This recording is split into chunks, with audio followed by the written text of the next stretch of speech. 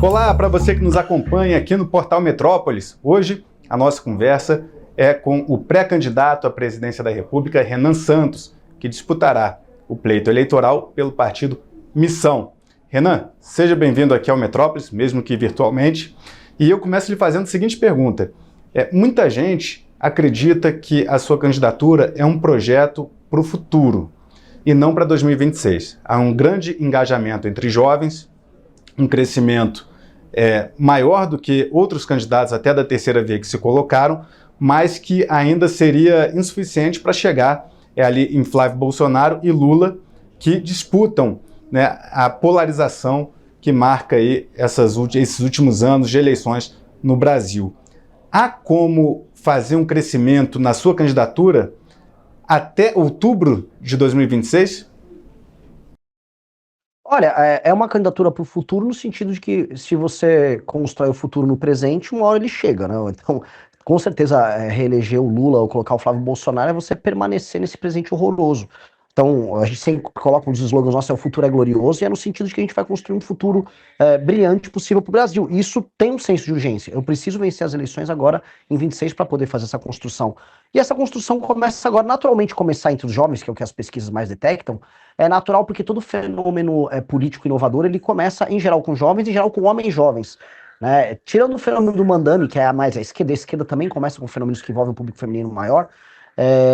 Natural, o trumpismo começou com homens jovens, o Milley começou, o próprio Bolsonaro começou com homens jovens, então existem até alguns papers no estudo sobre questões eleitorais envolvendo isso bem interessantes, então é natural que comece, depois vai uma expansão, tanto que eu já venho expandindo, você vai pegar pesquisa Atlas, já para o público millennial, o público acima de 30 anos já estou apresentando números melhores também, então é um processo, né? Esse processo tem que ser suficiente até a eleição e eu tenho que trabalhar muito, é basicamente isso.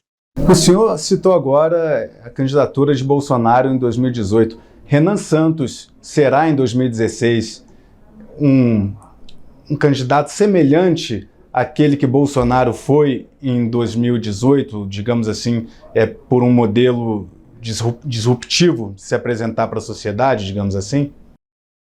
Não, assim, a gente é parecido no sentido de que são inovações que não foram ainda devidamente compreendidas. Mas só nisso. No sentido também que o Mandami, que é um cara à esquerda, não foi devidamente compreendido nos Estados Unidos como fenômeno. É o prefeito de Nova York, exato. Então, é uma inovação. Por exemplo, o discurso, se você olhar os conteúdos que eu solto nas minhas redes sociais, que estão viralizando bastante, não tem nada a ver com a lógica direita-esquerda do Brasil hoje. Eu estou produzindo conteúdo sobre problemas concretos em lugares muito pobres no Brasil. Eu estou viralizando hoje basicamente com isso, que é muito diferente. As pessoas estão dizendo, precisa de um político que não tenha nada a ver com a polarização. Pois bem, claramente há um que está fazendo isso. Né? Eu trato de temas que vão além assim, o Alexandre de Moraes, ele está envolvido no Master. Sim, está, eu também falo, mas não é só isso. Sabe, que eu saio dos temas, ou dos certos grandes temas nacionais que está todo mundo preso. E eu estou trabalhando em outros temas nacionais tão importantes quanto, que são negligenciados, que são justamente os temas que permeiam a atividade política do famoso Centrão. O Centrão, onde há um Centrão, haverá um Renan Santos enchendo o saco dos caras. Porque eu considero que o Centrão é o maior problema do Brasil. Eu vi um vídeo seu que repercutiu bastante nas redes, que era um tema até bastante curioso, que é de uma primeira-dama, ex-primeira-dama de um município, de uma cidade pequena no Nordeste, e aí o senhor escolheu expor a situação lá porque havia, né, uma investigação de desvio de recursos públicos. Como é que foi a ideia de gravar aquele vídeo ali? Olha, assim, eu venho pegando vários casos ao redor do Brasil que obedecem a um determinado padrão. Municípios muito pequenos, que são pouco sustentáveis do ponto de vista econômico e financeiro, ou seja, vivem de repasses federais. Esses municípios eles apresentam índice de desenvolvimento humano baixo e todos os indicadores sociais, econômicos e sociais de péssima qualidade e, paralelamente, ostentando escândalos de corrupção burlescos, ridículos, exagerados. E esses exemplos, assim, existem as centenas, quiçá os milhares, e esse caso da primeira-dama de Acari, ou Arari, acho que é Arari, a cidade lá no interior do Maranhão, é um dos mais emblemáticos, né? O marido dela é um desviador de emenda contumaz, foi prefeito da cidade, terminou, né, afastado, E aí ficou rico, porque ele desviou. Teve uma emenda que ele conseguiu uma proeza que ele não roubou um pedaço, ele roubou a emenda completa da emenda. E aí ele ficou milionário. Aí o que ele fez? Ele ficou milionário. Ele contratou uma mulher que ela se define como uma rapariga. E lá no Nordeste, né, rapariga costuma ser uma alcunha para mulheres que acabam trabalhando com atividade sexual. Ela se define como isso. E ela produz vídeos semi-pornográficos junto a esse marido corrupto, ostentando um estilo de vida completamente desproporcional com ao modelo de vida da cidade dela. E ela quer concorrer para deputada federal. E eu, né, trouxe luz a isso, assim como para outros temas. E só uma curiosidade, ela no último fim de semana, ela se reuniu com o Pablo Marçal e com o Antônio de Rueda, ou seja, ela tem um status muito importante para o partido União Brasil, né? E tá, né? São essas coisas que a gente olha e percebe o quanto tá doente o nosso sistema político. Foi um vídeo que o senhor gravou que gerou bastante repercussão nas redes sociais, né? Então, as críticas da sua campanha, elas não ficarão apenas restritas ao presidente Lula, ao senador Flávio Bolsonaro, quem o senhor também é crítico, mas ao Centrão, ou seja, é uma candidatura pancadaria, digamos assim, né? Não, porque você for olhar, todos os meus vídeos apresentam propostas. Absolutamente todos, inclusive o sobre a primeira-dama de Jacari. Então, todos esses vídeos, Arari, desculpa, todos os vídeos eu focalizo no problema, falo, ó, esse problema existe por causa disso e para resolver eu farei tal coisa. E todas elas levam a pessoa a discutir as soluções que eu estou trazendo. Ali sempre termina na minha política de reforma administrativa, com indicadores de desempenho para que um prefeito possa ou não concorrer a uma reeleição e fusão de municípios. Em geral, eu foco muito nisso, eu levo para essa discussão, que é uma discussão fundamental no Brasil sobre essa draga de dinheiro público que existe, que são os municípios pequenos ao redor do Brasil. Então eu estou trazendo esses temas para trazer luz, não só para um problema, mas também para uma solução. Como se fosse um funil de conversão. A pessoa sai de um problema burlesco e termina com uma solução política. Então não é uma pancadaria, e não é nem polêmica pela polêmica, ela tem um objetivo. Falando em proposta, o senhor defendeu separar o Rio de Janeiro do Brasil. Como seria essa proposta que o senhor defendeu, que se eleito presidente, o senhor fará? Como vai separar o Rio de Janeiro do Brasil? Não era isso, é entregar um status de autonomia para o Rio de Janeiro. É igual Buenos Aires. Porque no vídeo, Renan, no vídeo o senhor fala separar o Rio do Brasil. Aí depois você fala, mas isso é bom, não é ruim e tal. Sim, é que só o Hulk, é o gancho do vídeo. Quando você assiste o vídeo inteiro, eu tô explicando que é entregar um status de autonomia.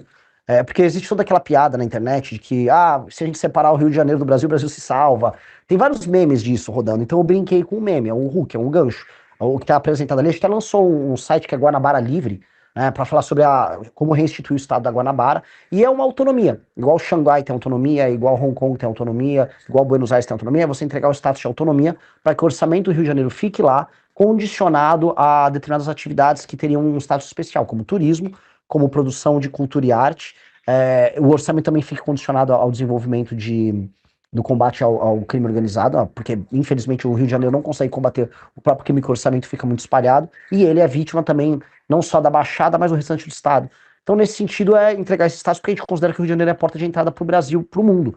Né? O mundo conhece o Brasil muito através do Rio de Janeiro, por bem e por mal. Portanto, um status especial é entender o Rio de Janeiro como uma futura Dubai, como uma futura cidade, quase uma cidade-estado, que abre a porta do Brasil para o mundo. Na prática, o que isso representaria de mudança? Na prática, o orçamento do estado da Guanabara, que ficaria da cidade do Rio de Janeiro, seria administrado por essa própria autonomia. E aí o orçamento local daria autonomia para eles fazerem frente aos problemas locais, que infelizmente não acontecem. O Rio de Janeiro, não que a cidade do Rio de Janeiro produza políticos muito melhores do que o restante do estado do Rio de Janeiro, mas os problemas do Rio de Janeiro, municipais, e o potencial do Rio de Janeiro é negligenciado por conta de um pacto político que não entende o Rio de Janeiro, a cidade, que se tornaria parte do estado da Guanabara nesse sentido, como tem que ser. Né? Ou seja, os problemas de segurança, a vocação turística, a vocação como um polo de tecnologia, ela simplesmente não é tocada. E aí o entendimento do ativo Rio de Janeiro, que o Rio de Janeiro é um ativo para o Brasil, esse ativo não é bem administrado. E aí outras cidades ao redor do mundo entenderam, ou melhor, foram entendidas pela administração federal como ativos especiais, como por exemplo Buenos Aires com a Argentina. Buenos Aires é meio que para a Argentina o que o Rio de Janeiro é para o Brasil. Né? O Rio de Janeiro não é uma capital formal, mas é uma espécie de uma capital simbólica do Brasil. Então entregar esse estado de autonomia permite que essa alta administração conduza o Rio de Janeiro para um caminho diferente. Se Renan Santos vier a ser presidente da República, vai estimular operações policiais em comunidades dominadas pelo tráfico de drogas? Qual seria essa política para resolver a questão das facções criminosas no Brasil? Operações a esmo, não. A gente tem uma sequência de operações a esmo que foram feitas nos últimos anos que elas se encerram na operação em si. A gente tem que ter um marco regulatório de enfrentamento ao crime organizado que não seja picado. A gente está vendo agora o Congresso, né? Saíram várias pesquisas. Olha, a principal preocupação do brasileiro é o crime. Então aí saíram passando vários projetos de lei necessários, bons, mas que não fazem parte de um todo coerente.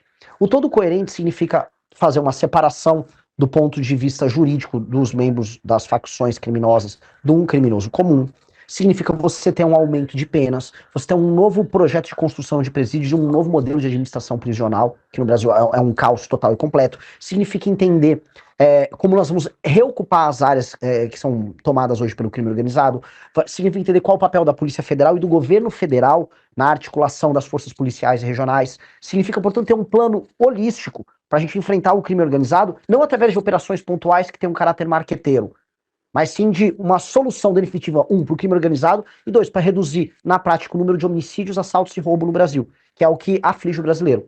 Então, você tem marcos regulatórios que aumentam a pena e que diminuem benefícios ligados à lei de execuções penais, como a progressão de pena e as saidinhas, que vão diminuir os crimes comuns. De outro lado, a destruição das operações via COAF, via Polícia Federal, as operações financeiras de lavagem de dinheiro ligadas ao tráfico, como aconteceu agora com o MC Rian, com a turma do Poço do Rodo. Rolou uma operação hoje nessa linha. E do outro lado, a reocupação territorial de cidades inteiras, que hoje foram tomadas por facções como o Comando Vermelho. Vê agora, tava lá, no Maranhão tem o bonde dos 40. Então, você tem remédios que vão precisar ser aplicados meio que ao mesmo tempo, e aí você vai poder fazer operações que não serão pontuais, será uma operação que redunda numa tomada definitiva desse território pelo Estado brasileiro, devolvendo dignidade para as pessoas que moram ali. Renan, teve uma matéria até que saiu aqui no Metrópolis, do colunista Demétrio, mostrando que teve uma época num grupo privado ali de WhatsApp que o senhor falou que fez consumo ali de um cogumelo alucinógeno, né? O senhor teme que isso possa prejudicar a sua candidatura, tendo um discurso bastante forte de enfrentamento ao uso de qualquer substância que possa tirar aí, a sanidade das pessoas? Enfim, como é que o senhor enfrenta? E também abriu espaço para contar como é que foi aquele episódio também. O episódio do Demétrio, o Demétrio Vecchioli, né? Isso. O Demétrio fez uma matéria, graças a Deus eu gravei toda a entrevista com ele, que ele queria, na verdade, fazer uma matéria falando que eu era nazista, e a matéria é muito triste pra ele, o vídeo tá postado no canal de um amigo meu, do Arthur, porque, enfim, ele fica fazendo perguntas meio que sem sentido ao longo da entrevista toda. Ele queria dizer que como é que eu achava que pessoas que têm uma fibra muscular boa pra musculação, isso é um codinome pra ser nazista. Tipo, não falou nada com nada. E aí depois ele pega um pedaço que eu falei que eu tinha tomado um cogumelo e ouvi música. E na verdade eu já fiz uso do cogumelo, da substância que vai no cogumelo na prática, através dele, que a psilocibina, que um amigo meu tinha dado, para trabalhar mais, para você ficar mais produtivo, você escreve, tem muita gente no mercado financeiro que usa, isso é recomendado, tem estudos nos Estados Unidos, assim como o próprio canabidiol, e eu sou favorável à legalização tanto do uso terapêutico da psilocibina, quanto do canabidiol para tratamento de doenças das mais diversas. Tem gente, por exemplo, que usa psilocibina para enfrentamento à depressão, tem gente que usa canabidiol para enfrentamento à epilepsia. Eu não tenho absolutamente nada contra o uso terapêutico dessas duas substâncias e até outras. Mas referente ao uso recreativo, não ao uso terapêutico, mas ao uso recreativo da cannabis e do cogumelo. O cogumelo ele não tem o mesmo status dessas aí. Mesmo se eu estivesse fazendo uso recreativo, não seria problemático. Entendeu? Existe uma discussão se a venda é possível ou não, e é uma discussão que tá ali. Agora, eu não comprei, na verdade nem comprei, me deram e não foi com traficante. E o tráfico também não é constituído através de venda de uma substância que dá em qualquer sítio com, desculpa o termo, cocô de vaca, né? Então não é sobre isso. O combate ao tráfico não tem a ver com isso. O combate ao tráfico tem que ser muito e muito enfático. A gente sabe que as drogas são utilizadas como uma substância hoje para venda e para rechear os cofres das facções criminosas.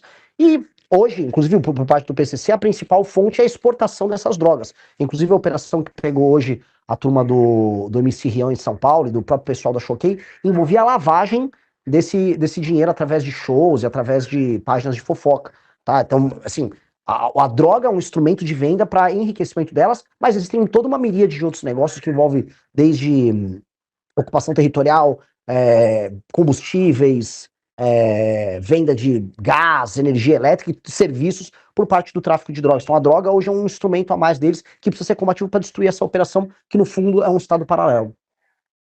Você é bastante crítico do governo Lula em todas as políticas públicas do governo. O senhor faz bastante crítica, segurança pública, educação, enfim. Agora, em relação ao governo Bolsonaro, ainda no tema da segurança, o senhor acredita que o governo Bolsonaro não deu conta de atuar na questão da segurança pública? E eu pergunto porque a gente tem também a candidatura, obviamente, que vai, né, de Flávio Bolsonaro, que representa ali a mesma linha do pai. Por isso que eu lhe faço essa pergunta relacionada à segurança pública no governo Bolsonaro. Sim, basicamente o ministro Sérgio Moro, então ministro da Justiça, tinha entrado com um pacote anticrime e o governo Bolsonaro não fez nenhum esforço. Acabou passando uma versão deturpada com a emenda do Freixo, que o Bolsonaro foi muito criticado à época e com razão. Do ponto de vista de medidas legislativas que aumentassem as punições para o crime organizado ou de operações sistemáticas contra o crime organizado, praticamente nada foi feito por parte do então presidente Bolsonaro. No que me assusta agora o Flávio falar que ele vai ser o Nayib Bukele. Na época, ele também não tentou passar nenhum tipo de legislação sobre isso.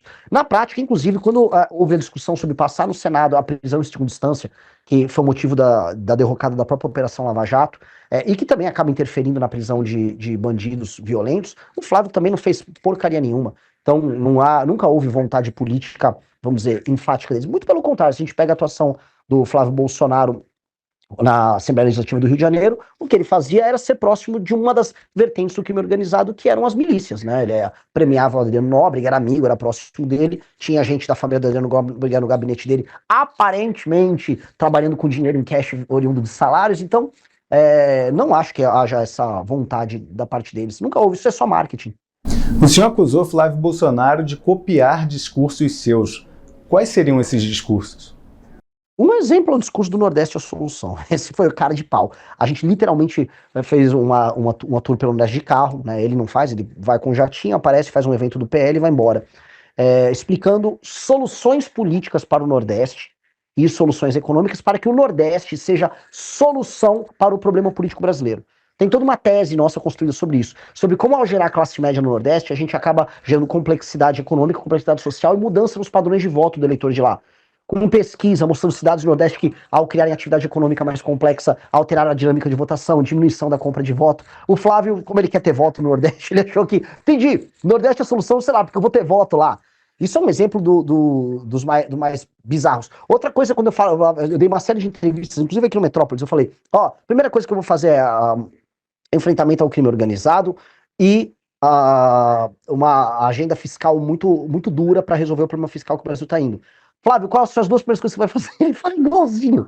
Então, assim, tem uma coisa que ela é cômica, que basicamente ele copia as coisas que nós falamos e aplica hoje para uma audiência maior, porque ele é mais conhecido do que eu, para tentar parecer original naquilo que ele fala. Só que eu acho engraçado que tudo aquilo que eu falo, que envolve, por exemplo, o combate a práticas ligadas ao partido dele, aí ele não faz. Por exemplo, a reforma administrativa que a gente está falando, com os índices de desempenho nos municípios ao redor do Brasil, como isso atinge o PL e os amigos dele do Centrão, aí ele finge que esse assunto não existe, porque na prática prefeitos do PL, no Maranhão, como eu estive lá vendo, são parte do mesmo problema. Então ele não vai entrar. Na verdade, se eu for pegar até esqueci o nome do cara, acho que é não sei o que, Ruas, o cara que ele quer lançar lá, acho que de Belfort Roxo, lá da Baixada Fluminense, exato. Se for pegar os índices de desenvolvimento humano e o trabalho de gestão da prefeitura desse cara, assim, algo que faria prefeitos do Maranhão parecerem o Rudolph Giuliani, sabe? Então, então, o Flávio não vai poder copiar essas aí. Ainda sobre, falando de Flávio Bolsonaro, porque hoje teve uma decisão do Moraes determinando que a Polícia Federal investigue Flávio Bolsonaro por conta de uma postagem de Flávio Bolsonaro, na qual ele faz comparações ali entre Lula e Nicolás Maduro. E aí a Polícia Federal, por determinação de Alexandre de Moraes, agora vai investigar, tem um prazo de 60 dias para ver se Flávio Bolsonaro incorreu em crime nessa postagem contra Lula, crime de calúnia. Como o senhor avalia essa decisão de Moraes de determinar a Polícia Federal investigando Flávio Bolsonaro por conta dessa postagem contra Lula? Eu falo bem-vindo ao clube. Eu tô também sendo investigado pela Polícia Federal por conta de uma declaração minha sobre o Lula quase 2 anos atrás. Qual declaração? Que com o Flávio agora chegou por dentro. Eu havia falado sobre a postura do governo relativa a um PL um PL não, era alguma política que envolvia aborto no SUS e a incoerência deles, e aí eles entraram com uma ação ali. Ficou super feio pra eles, que ó, não tinha nem objeto da investigação, porque eles utilizaram um print de uma página de fofoca como referência na ação. Ou seja, aí o senhor disse que, assim como o Flávio Bolsonaro, o senhor também é investigado. Bem-vindo ao clube. Bem-vindo ao clube aí dos investigados pela Polícia Federal por falar qualquer coisa do governo Lula. O senhor acredita que há uma atuação para perseguir adversários do governo? Eu acho que o governo tá muito mal, tá desesperado. Eu acho que o governo não imaginava, assim, não é que o Flávio, ele em si está crescendo na candidatura dele, é porque como o top of mind de oposição é o sobrenome Bolsonaro, conforme o Lula ele vem derretendo junto ao próprio eleitorado, esses votos estão primeiro indo para o Flávio, porque é o top of mind, é o primeiro nome que vem à cabeça como oposicionista. Então o PT não sabe como brecar isso, eles estão tentando tomar, imagina não só o PT, mas eu vejo, vamos dizer, um ânimos, né? Tem que ser cuidadoso que eu vou falar aqui, Capelli, há um ânimos em parte do judiciário que de fato não gosta do Bolsonaro, né, em fazer isso, mas sinto ser isso. Eu acho que é uma consequência do processo político eleitoral no qual estamos passando. Vamos ver que as eleições nesse ano aí prometem. Inclusive, Eduardo Bolsonaro, numa entrevista que até me concedeu, disse que pretende atuar junto ao tribunal, junto à Casa Branca, para caso o Tribunal Superior Eleitoral tome alguma medida que ele julgue parcial na disputa eleitoral desse ano, atuar por sanções a integrantes do TSE. E aí o Lindbergh Farias, também numa entrevista que me concedeu, disse que vê esse movimento de Flávio como uma tentativa de interferência externa no processo eleitoral brasileiro. Então isso vai dar bastante pano para manga. Olha só, longe de mim, Capelli, desculpa, é que eu queria só comentar que isso é um ponto interessante. Longe de mim querer sair em defesa deles, né? Mas informações que já pintaram já a partir de 2023 e 2024 deram conta de que o governo Biden interferiu nas eleições brasileiras, né? E o Biden tinha ficado chateado que o Lula, após vencer as eleições, não foi devidamente grato a ele. Então, eu entendo que agora virou moeda usar o governo americano, dependendo da gestão, como um instrumento de ajuda. Ainda mais quando se é um capacho deles, como o caso da família Bolsonaro. Por que o senhor acredita que a família Bolsonaro é capacho do governo dos Estados Unidos? Porque eles falam isso abertamente. O Eduardo Bolsonaro, no momento que o Brasil era taxado pelo Trump, ele ficava indo nas redes sociais fazendo textos parabenizando o Trump pela ação dele, como o Trump era incrível. Tipo assim, parabéns por taxar minha própria nação, muito corajoso da sua parte. Eu acho isso humilhante. O próprio Flávio Bolsonaro, que foi discursar no CPEC, né, falando como as terras raras brasileiras poderiam ser úteis para os Estados Unidos. Eu não consigo ver, vamos dizer, nenhum grau de patriotismo numa atitude dessas. E também o Paulo Figueiredo, que é meio que um porta-voz deles, estava comemorando o fato da bandeira americana ter sido aberta, desfraldada ali na Avenida Paulista no dia 7 de setembro do ano passado, como comemoração, talvez, às sanções americanas ao próprio país deles. Então, eu acho que isso é um capachismo. Não consigo ver outro grau de capachismo maior do que esse. Essa questão da bandeira gerou bastante polêmica, né, porque, por exemplo, pessoas da direita que apoiaram, né, esse movimento dos Estados Unidos viram na extensão da bandeira ali um gesto de gratidão.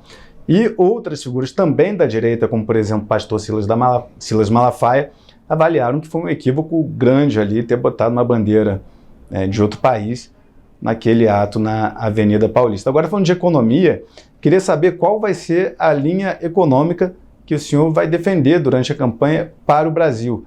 É um projeto liberal? Como é que seria a campanha? Como vai ser a campanha de Renan Santos no quesito economia? Tanto internamente quanto de política externa. Em termos internos, a gente tem que entender o que nós temos no Brasil. Nós temos um país que está indo para uma rota de colapso do ponto de vista fiscal, ou seja, as contas públicas elas vão estourar. A gente já está no limite, batendo recorde de arrecadação, ao mesmo tempo que a taxa de juros está no nível mais alto possível. Ou seja, nós estamos, enquanto país, numa rota de quebradeira e não sabe como resolver. Tanto que a função do governo federal hoje é apenas aumentar a alíquota de imposto para aumentar a arrecadação para tentar ficar sobrevivendo e empurrando essa bucha para frente. Ou seja, vai precisar de uma reforma fiscal gigantesca, tá? Com um impacto fiscal grande, que gere no mínimo 3 trilhões de reais em economias nos próximos 10 anos. Tá? Tem uma PEC que foi protocolada pelo Kim Kataguiri e outros deputados federais que está em processo de coleta de assinatura, que eu defendo essa PEC, tá? Então, até para não parecer um cara, para não parecer não ser um cara genérico que vem aqui falar com vocês, a PEC está protocolada, é só pegar o número da PEC que está lá no Congresso Nacional. Lá tem todas as medidas, que eu também posso discorrer aqui, se for o caso, mas todas as medidas que são adotadas para a gente fazer um enfrentamento à crise fiscal.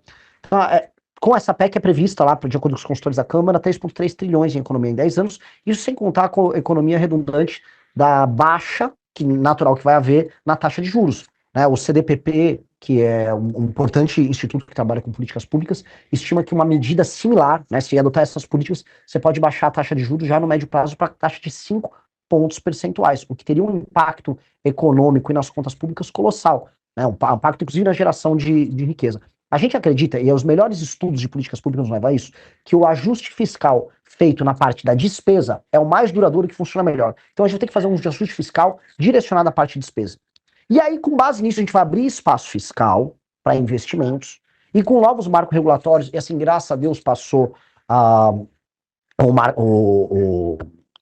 lei ligada lá ao licenciamento ambiental, a gente vai poder fazer uma série de obras, agora acelerar o processo de construção de estradas, ferrovias, de usinas, para a gente aumentar a produção energética, facilitar a entrega de produtos, reduzir o custo do Brasil, e entrar paralelamente com a nossa agenda de competitividade que envolve facilitar a abertura e fechamento de empresas, facilitar a contratação e demissão de pessoas, ou seja, ter uma lei trabalhista muito mais flexível.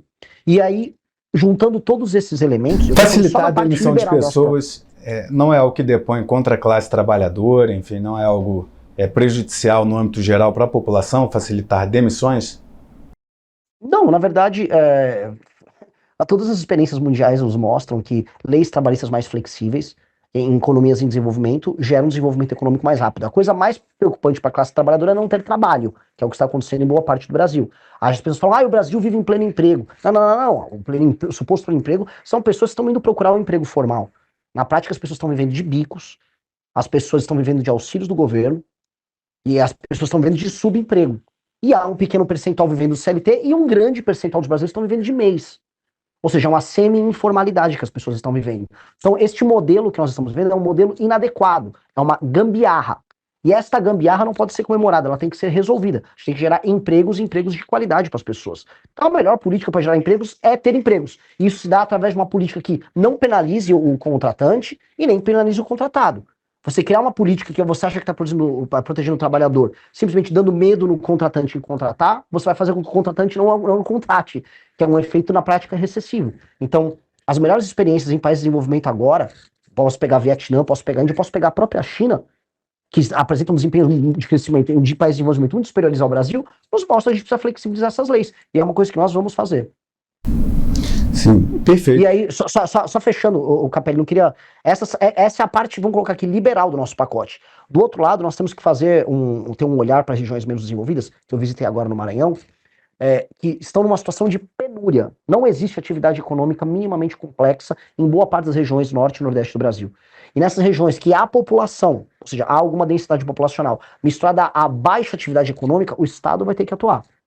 A gente vai ter que usar a riqueza produzida no Matopiba, gerando mais complexidade para gerar mais emprego. A gente vai ter que atuar gerando pressão na administração pública para facilitar a atividade comercial. A gente vai ter que olhar a própria reforma tributária que teve para fazer com que, então, a medida ela não penalize hoje setores inteiros, e há uma grande dúvida sobre isso. A gente vai ter que olhar para estados como Maranhão, que apresentam, mesmo sendo um dos estados mais pobres, o maior ICMS do Brasil. Ou seja, quando a gente olha para a natureza do problema, a gente fala, cara, tá tudo muito doente, para tirar uma massa de pessoas que hoje estão no assistencialismo, para devolver capacidade fiscal para os municípios e para esses estados, para eles não depender tanto do governo federal. E acho que isso tem um impacto macro bem grande. Então, o Estado tem que ter planos de desenvolvimento de forma ativa nas regiões mais pobres para gerar classe média lá, desesperadamente. Porque essas regiões, então, elas estão, como eu posso colocar, elas estão num estágio tão anterior de desenvolvimento a outras regiões do Brasil, que elas estão gerando distorções em todas as outras áreas, inclusive distorções políticas. Renan, quero abordar aqui mais alguns assuntos. Então, agora, indo para a questão do judiciário, a CPI do crime organizado, o relator Alessandro Vieira, ele propôs ali o indiciamento de ministros do STF, enfim. É um tema que está sendo discutido pela sociedade. Há quem defenda a atuação do STF, há quem a critique, Eu queria saber, se eleito presidente, se o senhor seria a favor do impeachment de ministros do STF, como por exemplo Romeu Zema se coloca. O próprio Flávio Bolsonaro faz um discurso um pouco abaixo do de Zema, mas dizendo que é a favor do impeachment de qualquer ministro que incorra, né, em irregularidade. Ou se seria um movimento de tentar pacificar com a corte por outro caminho. Renan Santos, eleito presidente, qual seria a postura em relação ao STF? Eu acho que está ficando claro que pelo menos dois ministros, a gente está falando do Alexandre de Moraes e do Dias Toffoli, eles não têm condições morais de permanecer nessas posições. Inclusive, a gente organizou uma manifestação em São Paulo no último sábado pedindo impeachment deles. Isso, então, é público notório, não só da minha parte, mas do grupo político ao qual eu faço parte, essa defesa. Paralelamente, para evitar o surgimento de outros, a gente tem que alterar a dinâmica de poder do STF. Então a gente tem que tomar uma série de medidas. As decisões monocráticas, que representam 83% das decisões do STF, elas precisam ser, se não totalmente proibidas, reduzidas no seu próprio escopo. Tem que ter um filtro de entrada de modo a só ações de matéria estritamente constitucional serem julgadas pela Suprema Corte, porque hoje a Suprema Corte brasileira julga coisa de 8 mil ações, enquanto a americana só 50, né? Uma diferença bastante brutal de função.